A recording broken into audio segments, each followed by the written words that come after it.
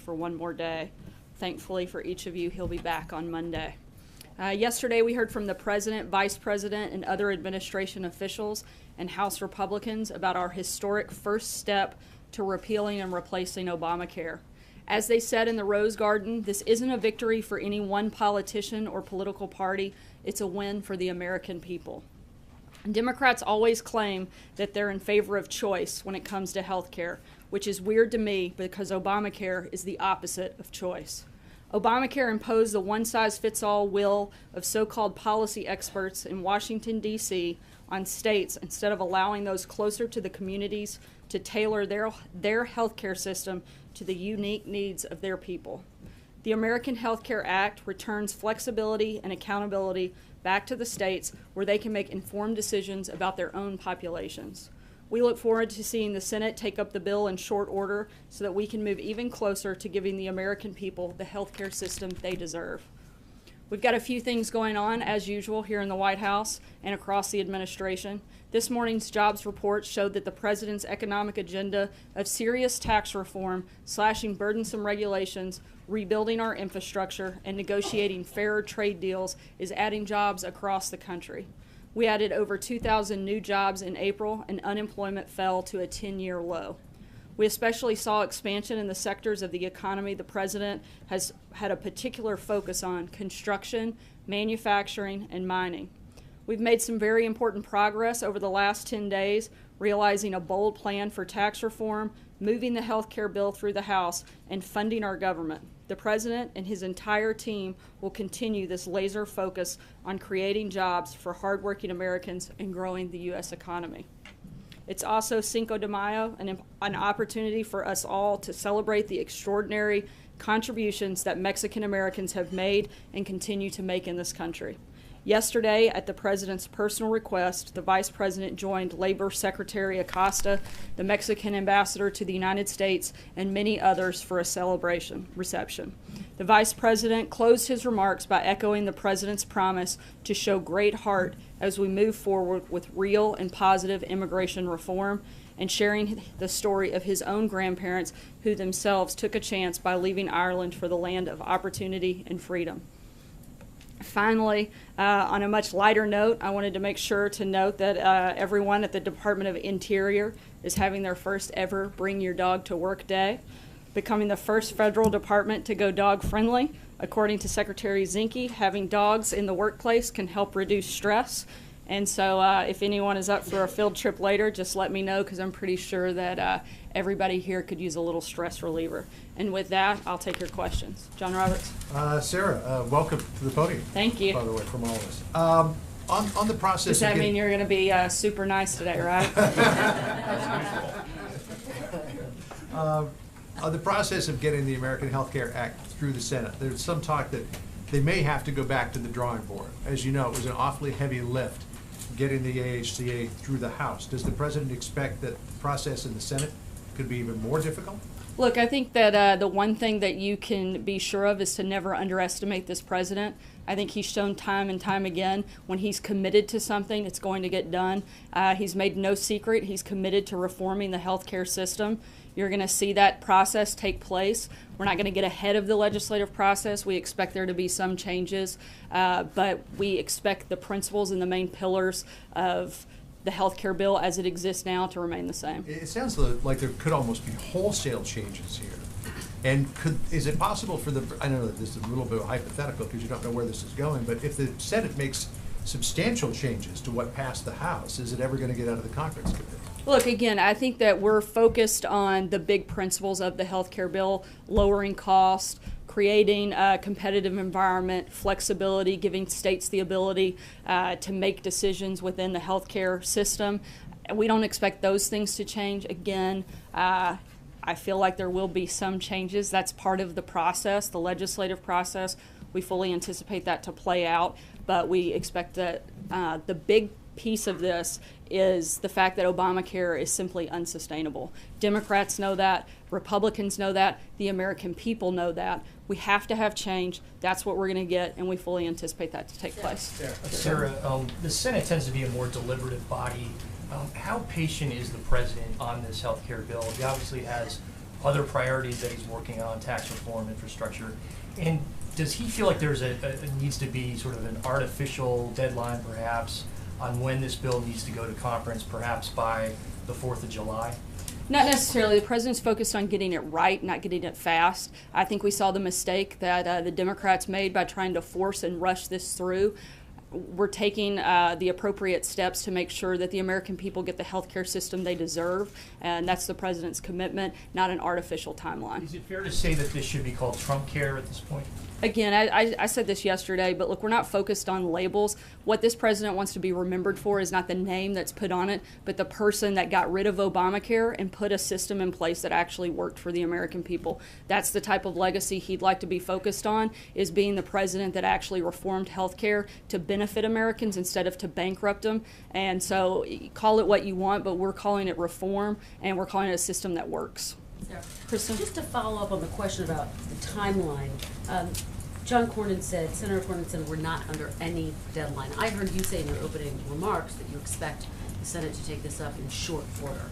So are you guys on the same page in terms of the timing? Absolutely. I said we expect them to take it up, meaning take up the conversation. Again, this is a process. We haven't put a timeline or a deadline. We want to get it right, not get it fast, and that's the focus. You acknowledge it could take months. Is Uh, that okay with the president? Is he willing to wait that long? Look, again, we want to wait to get it right, not to put an artificial deadline. We haven't, the administration has not laid out a time frame on when we want this to happen. We want to make sure it gets done correctly. And just ask you about some of the criticism. The AARP says this amounts to an age tax.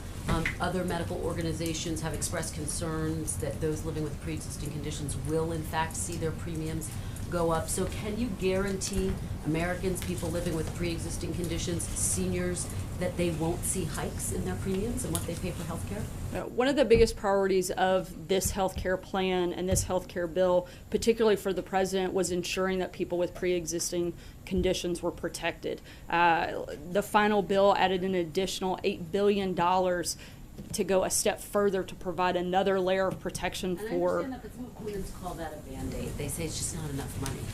Well, that's not the only piece of it that has coverage for pre-existing conditions. Again, the president wanted to focus on those that were most vulnerable, whether it's people with pre-existing conditions or the unborn.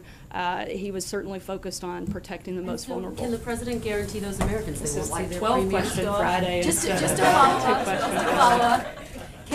But can those with pre-existing conditions and older Americans be guaranteed that they won't see hikes in the prices they pay? That's the whole point of this bill, is to lower costs across the board, not just for those with pre-existing conditions, but to create competition so you have lower premiums, to give states flexibility. That's the entire purpose of reforming this system, is to have lower costs. So yes, that would be the goal, and certainly, again, the priority of the president. Margaret? Thank you, Sarah. Really interesting, and I thought surprising story in Politico saying that there's a plan by the Trump administration to gut the Office of National Drug Control Policy. And I'm just wondering if you could tell us, is that report correct, and why? Is the thinking to, I mean, obviously he cares about the opioid addiction problem. We've talked about that. He brought Chris Christie in the mix. What would be the reason for gutting that office, and is it to move it somewhere else? I've got a French election question also. I'll wait though. Look, my first piece of advice would never be to use Politico for a source of for your story, but in terms when it comes to the opioid epidemic, I think the president's been extremely clear this is a top priority for him. I certainly wouldn't get ahead of conversations about the budget. We haven't had a final document, and I think it would be ridiculous to comment on a draft version of something at this point. Would you loosely address the idea that he's contemplating a substantial cut to that office and to move that sort of work outside of that office? I'm not going to comment on ongoing discussions. Again, there's not a final document. When there is, we'd certainly be happy to discuss that. I think the bigger point here is the president has made very clear that the opioid epidemic in this country is a huge priority for him, something he is certainly very focused on tackling, and something that I think was ignored by the previous administration that won't go ignored in this one. Thanks. So I got France. I probably might in a second.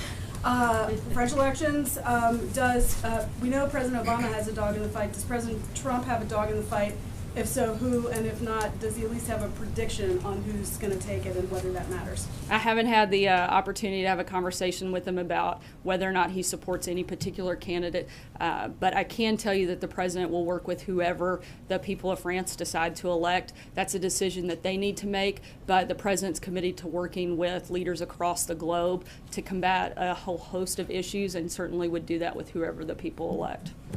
Hey, thanks. Could you just address what the president, I have two parts, two questions I should say, I want to preface this, not 12 though. The president's comments yesterday, does he really think that Australia's government-run universal healthcare system is better than ours? I think he was simply being complimentary of the prime minister, and I don't think it was much more than that. Okay, and then I want to ask you about this case out of Maryland. As you probably know, the prosecutors have dropped the rape charges against the two undocumented teens accused of attacking that 14-year-old classmate. This White House was vocal on that case. From this podium, Sean Spicer said that a big part of the reason the president has made illegal immigration and crackdown such a big deal is because of tragedies like this. Did this White House unfairly jump to conclusions in this case? Look, I think that we're always looking to protect the American people. Sean was speaking about what he knew at the time, and certainly I haven't had a chance to dive into the latest on that, but we will, and we'll get back to you. You want to retract anything that the White House has said so far? I'm not going to retract anything without further information in front Can of I me. follow but up on that? certainly. Have you talked to Sean, and does he have any regrets about what he said? I have not talked to Sean. He is on Navy duty, where you don't get to carry your phone around very often, I don't Never? think. So, I mean, I talk to him every day, but I haven't yet today. So Sarah, when I do, I'll certainly ask him. On that question, is there a general danger that the White House, through its rhetoric, is animating too many people to jump to conclusions against immigrants, and in the process diminishing the entire immigrant community, whether they're law-abiding or not? Not at all. The president has been incredibly outspoken against crime in any form, fashion, certainly from his joint address to his speech last week on the Holocaust Remembrance Day. Look, this is a law and order president. He's focused on restoring law and order. We've seen a spike in crime and rates starting in 2015 across the board, not just in any particular sector. I think that's why he campaigned and talked so much about needing to restore law and order in this country. It's why he's focused on securing our border, stopping drug trafficking, human trafficking. Those are things that have been a priority for him, and I think that the reason is because he places such a high value on that. And I think to call into question his rhetoric to be anything other than somebody who has condemned hate and violence in all of its forms is simply just a complete misrepresentation of not only who the president is, but of what he's said. Matthew? Thanks, Sarah. Back to healthcare. We've talked about how there will be changes in the Senate, and you've said the White House is open to that as long as the principles remain the same. I was wondering if we could get a little more specificity on specifically what principles and how they're represented in the current House bill. So, for example, is a state's ability to waive essential health benefits and the pre-existing conditions protections, that the Freedom Caucus negotiated so hard for, does that have to stay in the bill for the president to support it?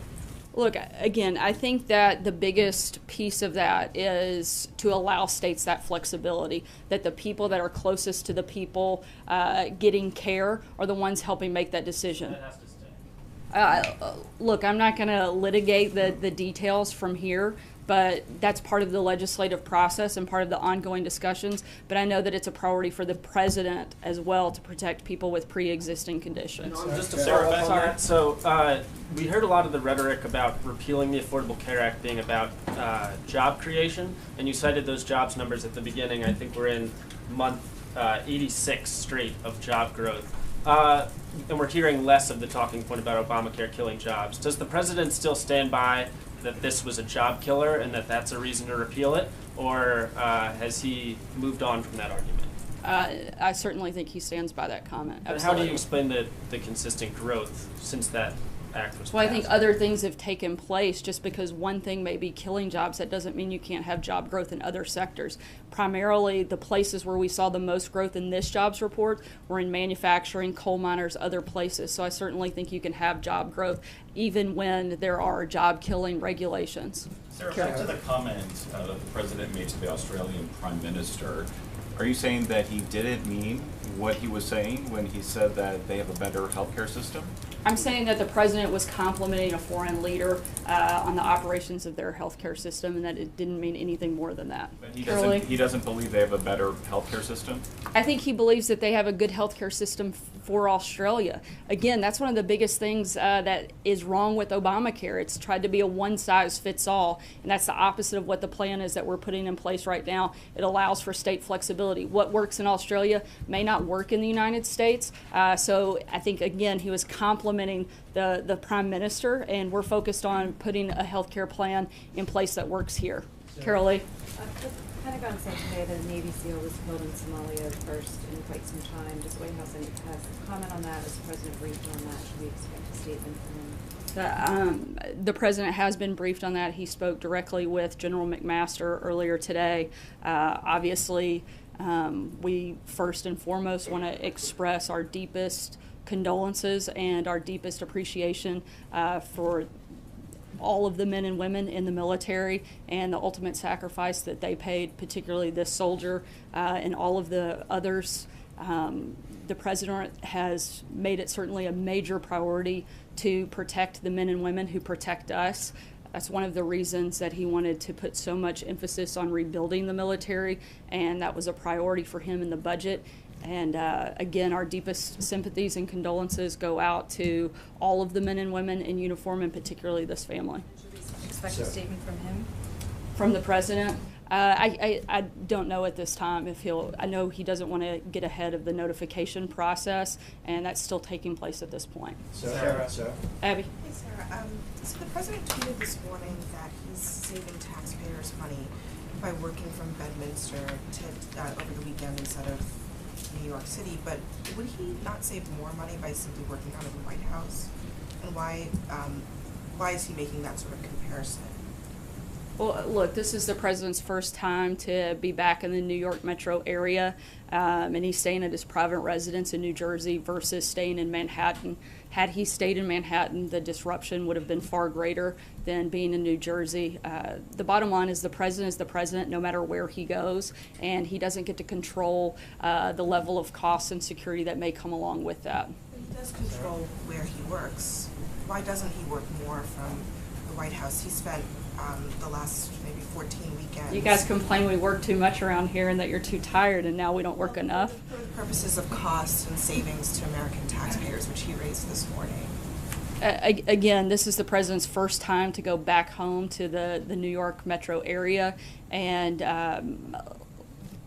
I think he's trying to save the taxpayers' money the best way he can by taking his team and focused and being in New Jersey instead of in New York, where it would have caused a much greater disruption and a much greater cost to taxpayers. Eamon? Thanks, Sarah. Earlier you mentioned this morning's big jobs report, and you also cited the president's tax plan as one of the reasons for that job growth. Are you saying the tax plan that hasn't passed yet was responsible for creating jobs in the month of April? What I'm saying, I think we saw from the very beginning, the minute that the president was actually elected, even before he took office, you saw consumer confidence go up. We've had meetings with countless CEOs, small business owners, people that are involved in job creation come in and tell us that they are much more confident in going out and hiring people, building their businesses, and growing the economy because they have a president who actually cares about it and is focused on it like this one is. So I certainly think that the environment that he is creating is much more friendly, not just through the tax reform system, but by laying out those priorities. They know what's coming down the line. They have confidence in this president like they didn't in the previous one. But it's not just that. It's getting rid of all the job-killing regulations that we've seen through executive orders, and again, a focus on rhetoric of creating jobs, and that certainly has added to that. And also on jobs, Apple announced this week that it's creating a $1 billion fund to spur manufacturing job growth inside the United States. Can you tell me what communications the White House has had with Apple either before or after that announcement, if any? I'm not aware, so I'll have to check and get back to you on that. Dave? Sarah, thanks. Does the president still intend to sign the spending bill today? Yes, I believe actually he signed it just within the last hour. Would he ever consider using, President Obama, for example, got some criticism over the years for adding signing statements to legislation to, you know, indicate where he disagreed with the bill he was signing. President Bush did the same thing on a number of occasions. Does this president intend to ever use that option? I'm not aware of that. It's something I'd have to check on and get back to you. Yeah, Sarah, thank you. You were talking a minute ago about states wanting flexibility. Do you know which states are likely to seek a waiver on pre-existing conditions? Not yet. That was something that probably HHS would have a better handle on, and I'd refer you to talk to them. Hey Sarah, I was going to ask you, before the summer travel season kicks off, we're seeing more of these airline incidents. We saw Delta apologizing for what happened from that Hawaii flight. We saw what happened with United. Earlier this week, the Senate and the House had some CEOs on the Hill. Does the president want DOT or FAA to work more closely with the airlines to maybe better establish what passengers can expect if they're going to get kicked off a flight, or what the rules should be? Would this be something where maybe the government could clarify what the law should be? I haven't had that conversation. That's something we certainly would have to look at. But what I could tell you is that I don't think anybody in the administration thinks that the handling of some of these passengers is probably a good thing. And so we want all people across the board to be treated with the utmost respect, whether that's on an airline or anywhere else. I don't know that that's a government regulation that should weigh in to do that. Hopefully that's just common decency, but it's certainly something worth taking a look at. Sarah. Sure, go ahead. Thanks a lot, Sarah. Now that the House has healthcare reform off its plate, they're likely to take up tax reform. Does the administration have a position as to whether or not the legislation that ultimately emerges from the House Ways and Means Committee should be deficit neutral? You know, that's something that we would probably have to look at, and I'm not ready to comment right now. And on the healthcare reform legislation that the Senate will soon take up, will the administration play a part in what that bill looks like, or are you just going to essentially be hands-off and let the Senate do its work? I think we've made very clear we're going to be hands-on in this process. It's a priority to fix a very broken system. Obamacare is a disaster, and this isn't a president who does things hands-off. He's fully engaged on the House side. I expect him to be fully engaged on the Senate side and make sure that we get the bill that the American people deserve. Francesca? Thank you, Sarah. It's Two Question Friday. I got two questions for you. All right, the first one on Syria, about the de-escalation zones that they're talking about establishing. The administration has said that there's reason to be cautious about those. Could you elaborate on that and explain maybe what some of the reservations are for those de-escalation zones, and also how that plays into the safe zones the president has endorsed? Like, the president's expressed a desire to achieve peace in Syria. I think that's the broader mission, and we're looking at all ways in order to achieve that, and we haven't laid out any specifics any further than that at this point. Okay, sorry. Two questions. There's Two Questions Friday. The other question, there was a report today that said that there's an effort at the White House to start limiting the number of people in the senior staff meetings down from 15 to 8, and I was wondering first if there's any truth to that, and who are in these senior staff meetings these days, the 15 people, or the 8 for that matter, that are being left out? Sometimes you have big groups, sometimes you have small groups. Look, meetings vary from day to day around here. I'm not going to comment on the hundreds of meetings that take place in the White House every day. There's no specific effort, though, to keep them down into a smaller group, or to keep certain people out of those meetings at this point? I think it's ridiculous to think we're trying to keep certain people out of these meetings. I think one of the greatest assets of the president is his accessibility, and he talks with a number of people on his staff day in, day out, and that's not changing. John Gizzi. Yeah, thank you, Sarah. Two Question Friday again, but first, congratulations on your first on-camera appearance. Thanks. We'll see how it goes. All right. Let's hold the champagne for a little while now. Now, I know you stated earlier that the president is neutral in the race for president of France. President Obama had a very gracious habit of calling the winner and the loser in internationally watched elections in Israel, in France, Egypt in its first election, and in Japan. Will the president do the same with the two candidates running in France? I would imagine that would be the case. He's made a practice of reaching out to foreign leaders across the globe, and I would imagine that he would do that once this election concludes. But I don't know that for certain, but I would imagine that takes place. Yeah. All right. So And the other, two questions, guys. Yes.